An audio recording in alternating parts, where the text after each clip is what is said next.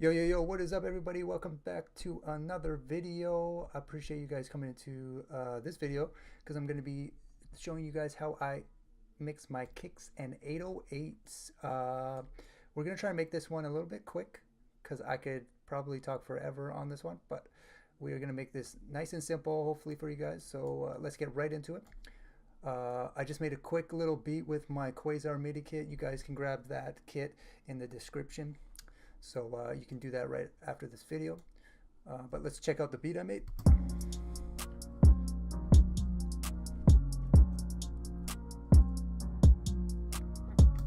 Okay, so the mix is like not even good right now. So we're gonna show you exactly how I do my kicks and 808s.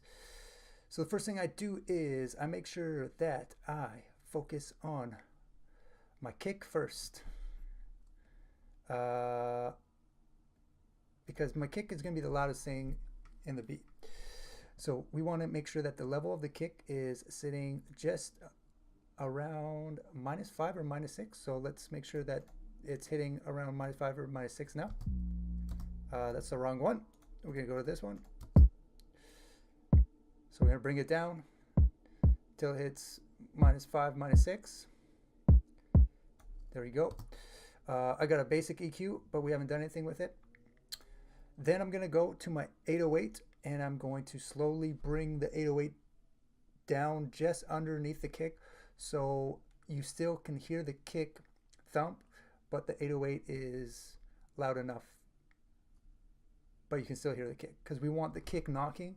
We don't want the 808 overpowering the kick. So let's do that real quick.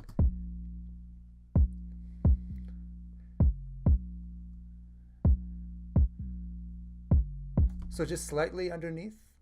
I usually put it around -20, -18, but it really depends on what kind of 808 sample you have. But just use your ears. Another kind of trick that I do is, this is a Johnny Giuliano trick. If you guys don't know this one, you can solo your track and then put the click track on, and then you can bring it to I think it's -100, and slowly bring it up. And when you can hear your instrument just a bit, just over the click track,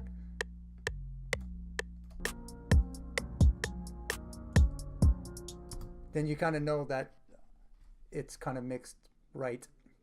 You can do that with your pads, your instruments and stuff, but that's just another technique. I don't do that. I just bring it down until I feel like it's sitting nice and tucked with the kick. Okay, so now that we got the levels, I go to the 808 and I add an EQ. So we got the two EQs over here. So this is my 808 EQ and my kick EQ. I like having them both up because then I can now visually see where the frequencies are happening in both the kick and the 808. So let's play. We're gonna mute the instrument and the hi-hats and the claps. So you can already see the kick and 808 have the exact same frequency that are clashing with each other. But you don't want to just cut the kick, that frequency out of the kick. You want to leave that. You want to leave both of those frequencies in. How you're going to fix that is how you level the 808 with the kick, and what I'm going to show you next. So basically, I feel you want to keep the low end in with the kick and the 808. That's not the issue. How we are going to make the kick come through the mix a little bit more is boosting certain frequencies a little bit higher than the low end. So I feel around 120, 125 hertz is usually where I feel the kick has some nice low end, but also some nice mid range. So when you boost that, it kind of cuts through the mix a little bit nicer. So I usually just go over to the 124, boost it just a little bit. Before I do that, actually, I take the low pass and I cut a little bit of the frequency, low end frequency, so that now we are letting more of the low end of the 808 breathe with the kick. I don't take too much off, maybe like 30 hertz or something. So let's hear what the kick and the 808 sound like now. And let's do it without the EQ. So you can already see that, like, when I take the EQ off, the 808 overpowers the kick. So even just doing this right now is actually making the mix sound a little bit better. So I do that, and also I like taking a little bit of the high end of the kick, around 8 or 9, and I boost there too, because that's now giving more higher knock. So it's like boosting the transient of the kick, basically. So right when it hits, you're going to see that the frequency around this area, you'll really hear the high end of the kick now.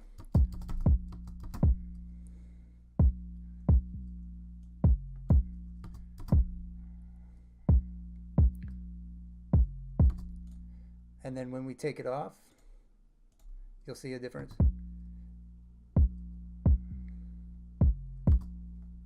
And then I put it back on. So that just gives it a little bit more knock. So now we're done with, and then I usually take the high pass and I cut majority of the high end out so that we can leave room for hi-hats, claps, cymbals, all that stuff. It's all about cutting sounds out mostly than boosting. Okay, so that's all I really do with my kick. Then I'm gonna go to the 808 and literally do kind of like the opposite of that. So I'm gonna do my little low end cut just a little bit, because your ear can't hear anything under 40 hertz. I think it's 40 or 30 hertz. We're gonna boost just a little bit at 40 or 80, because that's where the most of the frequency is happening around 50 or 60 or whatever. And then I'm gonna also boost around 3 or 400. Give more of the high end frequency of the 808.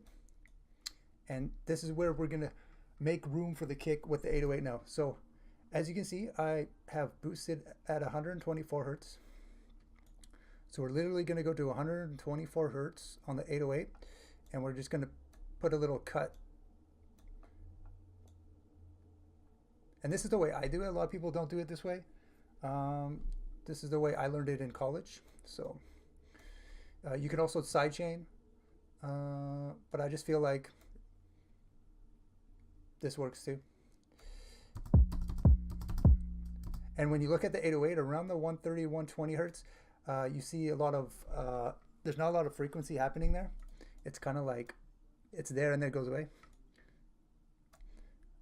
And then I also cut the high end a bit, not too much though.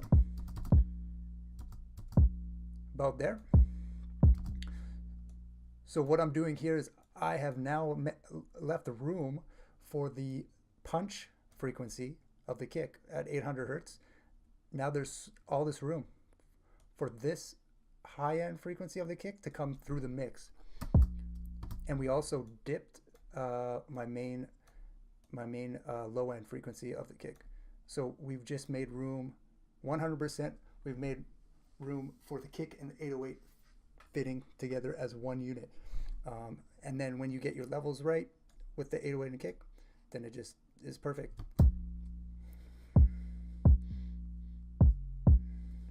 And if there's another strategy, if you guys want to make the kick and the 808 sound like as one unit, you can also group the kick and the 808 into a group channel. I don't really do it too much in FL Studios. I do it a lot in Ableton Live, but you can do a bus channel, send the kick and the 808 there, and put a glue compressor on it. Just a little bit of threshold, around 2 or 4 ratio, 2 to 2 or 2 to 4, or 4 to 1 I mean, 4 to 1 ratio, and then you just kind of glue the kick and the 808 together so it sounds like one unit. It's a good way of making them sound a lot better. But I think that's going to be the tutorial, guys. That's basically how I do my kicks and 808s. If you guys enjoyed this tutorial, let me know. This is only my second tutorial, so I'm still learning, trying to figure out my format. I want to make sure that I am running through everything that I know on each topic perfectly. So let me know in the comment section, and I will see you guys in the next video.